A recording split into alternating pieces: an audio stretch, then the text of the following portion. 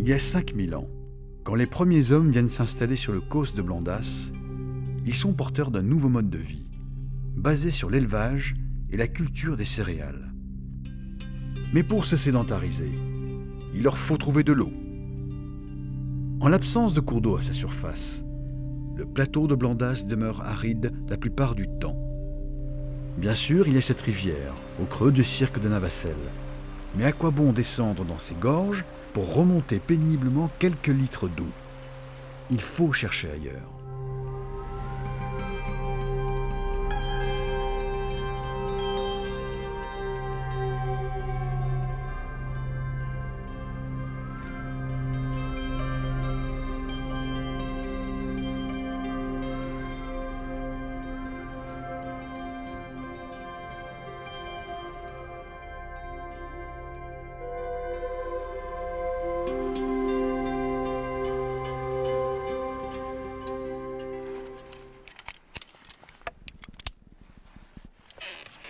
Donc là, on va atteindre une grotte qui est dans la falaise, qui est une cavité naturelle, au fond de laquelle il y a un petit lac avec de l'eau. Et les gens, il y a 5000 ans, étaient venus récupérer cette eau. Alors aujourd'hui, l'entrée est aérienne, mais il faut savoir que la falaise a beaucoup évolué, elle a pu reculer, elle s'est effondrée. Et donc, les conditions d'accès ont un petit peu changé. Il faut savoir qu'ici, la roche, elle est vivante. Philippe Galland est archéologue. S'il cherche à atteindre les cavités perchées sur les falaises du cirque, c'est parce qu'elles ont joué un rôle déterminant à l'époque des premiers habitants du Causse. À la lumière de sa frontale, il parcourt le Causse de Blandas depuis plus de 20 ans. Il traque le moindre indice afin de comprendre comment les premiers habitants du Causse utilisaient le milieu souterrain. Les premiers paysans qui avaient sur le plateau, n'ayant pas d'eau en surface, se sont aperçus qu'il y avait des grottes. Et en visitant ces grottes, ils ont trouvé cette eau. Et c'est à partir de là qu'ils ont décidé d'aller la chercher sous terre, là où elle était. Le calcaire est omniprésent sur le Causse. Et l'aspect actuel du milieu souterrain est l'aboutissement d'un processus d'érosion qui a commencé il y a plusieurs millions d'années. Voilà, donc nous sommes arrivés dans la galerie principale de la cavité. Alors c'est une cavité naturelle, creusée par l'eau dans la roche calcaire. Et donc l'eau a fait ses formes très arrondies, très allongées, alors qu'elle circulait sous forme de rivière souterraine. Donc c'est l'eau qu'il y a sur le plateau qui tombait, qui s'engouffrait dans le sous-sol, à 60 mètres de profondeur ici, et ensuite disparaissait pour ressortir dans la rivière un petit peu plus bas. Avec le temps et l'abaissement des niveaux phréatiques, cette galerie est devenue fossile, c'est-à-dire qu'elle a été abandonnée par la rivière. Et sur les parois, on voit pousser les concrétions qui sont aussi dues à cette eau qui s'infiltre dans le plateau. Donc cette eau qui traverse va par endroits s'accumuler, former des lacs, des petits gourds naturels dans lesquels il y a de l'eau. Mais d'un point de vue plus technique, la circulation dans le milieu souterrain impliquait obligatoirement l'emploi d'un dispositif d'éclairage. Les traces retrouvées dans certaines grottes indiquent l'usage de torches. Elles étaient constituées par plusieurs baguettes de bois, associées entre elles par un lien. La torche produit une lumière rayonnante sur plusieurs mètres. Si par malheur elle s'éteignait, il suffisait de l'agiter pour raviver les braises et retrouver son chemin.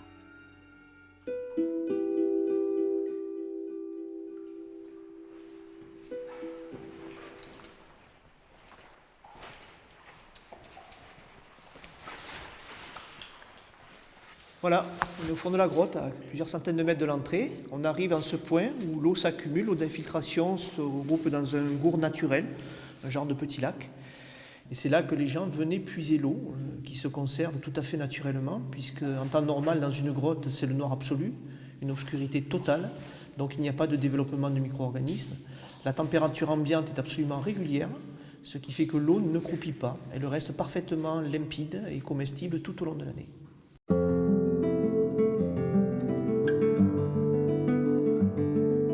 Les grottes-citernes sont nombreuses à la surface du Causse.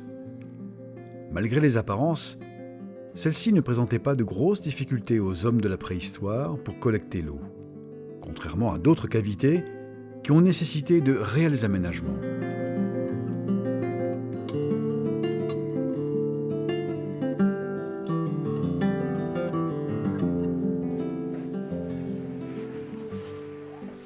Cette grotte-citerne se distingue des autres qu'on connaît sur le causse de Blandas pour plusieurs raisons. La première, lorsqu'elle a été découverte par Joël Algan, elle était parfaitement conservée, c'est-à-dire que tous les vases étaient en place, les aménagements en élévation, donc elle était telle qu'elle a été abandonnée il y a 5000 ans. Alors c'est une cavité qui se présente sous forme d'un aven, c'est-à-dire elle est verticale, c'est un couloir en pente, très forte pente qui descend vers une salle, au fond de laquelle il y avait un petit lac naturel.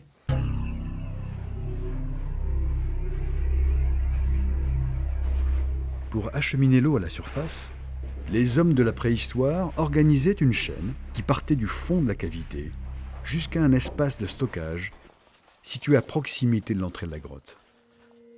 Dans ce décor chaotique et sans l'œil aiguisé de l'archéologue, ces marches d'escalier passeraient inaperçues. Ces blocs de pierre de plusieurs dizaines de kilos proviennent de la surface. Ils ont été introduits par l'homme afin de franchir les seuils naturels de la cavité.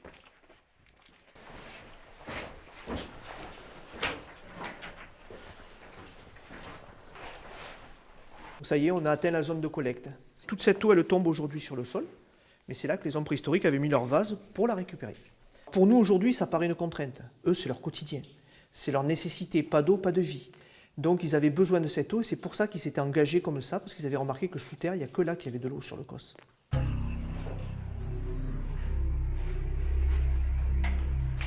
Dans ces conditions, les premiers cosnards n'hésiteront pas à descendre à plus de 70 mètres de profondeur pour récupérer le précieux breuvage. C'est vraiment de la spéléologie préhistorique. Ce sont les premiers spéléologues qu'il y a eu sur le causse. Les nombreuses réserves d'eau permettent aux populations de s'installer. Les premiers cosnards cultivent la terre, élèvent leurs moutons, construisent leurs fermes. Désormais, le travail de l'homme sur la nature va progressivement transformer le causse. C'est le début de l'agropastoralisme.